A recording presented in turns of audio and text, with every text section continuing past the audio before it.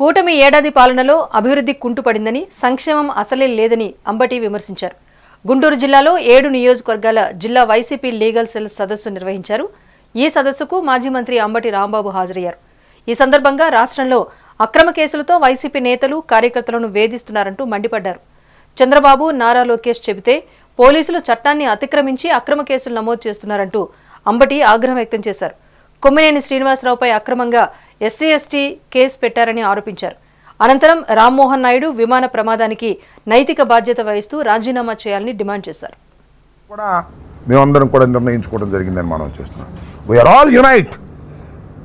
ఈ జిల్లాలో ఉన్నటువంటి న్యాయవాదులు, రాష్ట్రంలో ఉన్నటువంటి న్యాయవాదులు జరుగుతున్నటువంటి అన్యాయానికి, అక్రమానికి వ్యతిరేకంగా చట్టాన్ని తమకు అనుకూలంగా తీసుకొని మా మీద కక్ష సాధింపు చేయాలనేటువంటి ప్రయత్నాన్ని మేము నివారిస్తాం, తిరగబడతాం, చట్ట ప్రకారంగా ఎదుర్కొంటామని చెప్పేటటువంటి ప్రయత్నమే ఇవాళ ఈ సమావేశం యొక్క ప్రధానమైన ఉద్దేశమని ఈ సందర్భంగా నేను చెప్పదలుచుకున్నాను. ఇవాళ సుప్రీంకోర్టులో కొమ్మినేని శ్రీనివాస్ గారికి తక్షణమే వితౌట్ డిలే రిలీజ్ చేయమని ఆర్డర్ ఇచ్చారు. దీన్ని బట్టి ఏమర్థమవుతుంది?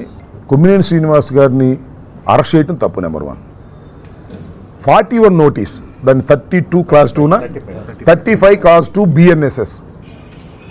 దాని ప్రకారం వాళ్ళు ఇచ్చిన కేసు ప్రకారం, వాళ్ళు ఇచ్చిన FIR ప్రకారం, వాళ్ళు కట్టిన సెక్షన్స్ ప్రకారం కేవలం 70 ఏళ్ళు నిండినటువంటి వ్యక్తిని కేవలం 35 క్లాస్ 2 అంటే 41 నోటీస్ ఇచ్చి పంపించాల్సిన కేసులో మీరు ఎందుకు అరెస్ట్ చేశారని అడిగింది.